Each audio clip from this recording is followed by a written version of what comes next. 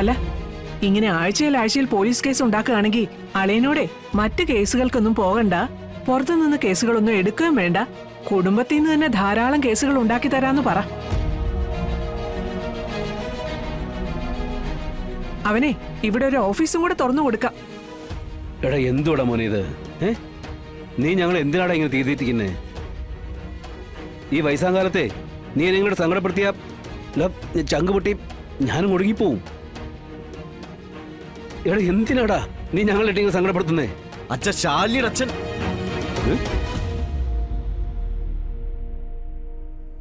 ശാലിനിയുടെ അച്ഛന്റെ സുഹൃത്തിന്റെ മോളുടെ കല്യാണ ആവശ്യത്തിനായിട്ടാ ആ പണം കൊടുത്തതും അതിനുവേണ്ടി ഓടി നടന്നു ഒക്കെ. അത് ഇത്ര വലിയ പുലിയോലാവെന്ന് ഞാൻ വിചാരിച്ചോ?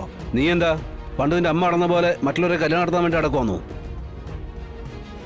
എടാ ഒന്നുമില്ലാത്ത സമയത്തെ നമ്മളെ സഹായിക്കാറുണ്ടായിരുന്നില്ലല്ലോ. ഒരു സഹായം നേക്കുന്നു. എടാ ആദ്യം പൈസ ഉണ്ടാവട്ടെടാ, ഉണ്ടായിട്ട് ദാനവും ധർമ്മമൊക്കെ ചെയ്യാം. പണ്ടുള്ളവർ പറഞ്ഞിട്ടുണ്ടേ, ആദ്യം ഇരിക്കണം എന്നിട്ടേ കാല് നീട്ടാവൂന്ന്, ഇല്ലെങ്കിലേ നടുവും കുത്തി അങ്ങ് വീഴും. നിനക്കേ ഇപ്പൊ സംഭവിച്ചോ അത് തന്നെ. ഇരിക്കുന്നതിന് മുമ്പ് കാല് നീട്ടാൻ നോക്കിയതാ. എടാ മോനെ, ഈ വീഴ്ച എന്നെങ്കിലും നീ പാഠം പഠിക്കാൻ നോക്കണം. പഠിച്ചില്ലെങ്കിലേ നിന്റെ ജന്മം പാഴാ. ദേ, നിന്റെ അച്ഛനെ പല കാര്യങ്ങളും ഇടപെട്ട് സംസാരിക്കാറില്ല. പക്ഷെ അപകടം ഒന്ന് കണ്ടാ കയറി സംസാരിക്കും. ചെവിക്കൊണ്ടില്ലേ വരുന്ന അനുഭവം കിട്ടുന്ന അങ്ങ് വിചാരിക്കും.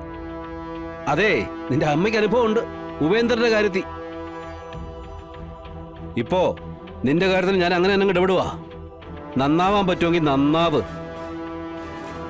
മതി പറഞ്ഞത്, ഒന്ന് നിർത്ത്. കാര്യങ്ങളൊക്കെ അവന് മനസ്സിലായിട്ടുണ്ട്. ആ, മനസ്സിലായാ മതി. മോനെ, ചെന്ന് കുളിക്ക്, എന്നിട്ട് എന്തെങ്കിലും കഴിക്കാൻ നോക്ക്. ചെല്ലടാ.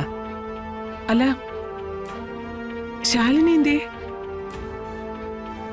എടാ, നിന്റെ കാര്യത്തിന് വേണ്ടി ഓടി നടന്ന് അവൾക്ക് അവളുടെ ജോലി പോലും ശ്രദ്ധിക്കാൻ പറ്റുന്നില്ല. ദേ, നിന്നെ ഓർത്തുള്ള വേവലാതിയിൽ കണ്ണു നിറയാത്ത ദിവസങ്ങളും അവൾക്കില്ല. അവള് ഞങ്ങളെ ഇങ്ങോട്ട് പറഞ്ഞു വിട്ടിട്ട് ഓഫീസിലേക്ക് പോയി. കമല, നീ വൈകിട്ടൊന്ന് ഇങ്ങോട്ട് വരണം. ഇവനെ ഒന്ന് കുടുംബക്ഷേത്രത്തിൽ കൊണ്ടുപോകണം. എന്നിട്ടൊരു പൂജയും കഴിപ്പിക്കണം. പൂജ വഴിപാടും കഴിപ്പിക്കാൻ എനിക്ക് വല്ല മാനസിക ഉപരാന്തി കിട്ടോ? അതാ ഞാൻ വല്ല മാറാരോഗ്യാണോ? എല്ലാരും കൂടിയിട്ട് ഞാൻ എവിടേക്കും ഇല്ല. പൂജയും വഴിപാടും ആ ഒരു കാരണം പറഞ്ഞ ആരും കൂടി വരും വേണ്ട.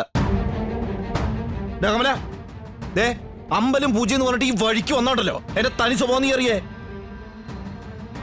അല്ല, നീ എന്താ ഇവിടെ നിൽക്കണേ? നിനക്ക് ഓട്ടമൊന്നുമില്ലേ? ഉണ്ട്. എന്നാ പോയി ഓട്ടോ ഓടിച്ച് കണ്ട് കാശുണ്ടാക്കടാ. ജീവിക്കാനുള്ള വഴി നോക്ക്. വെറുതെ ഒരു കാര്യമില്ലാതെ വെറുതെ പൂജയും മന്ത്രവും.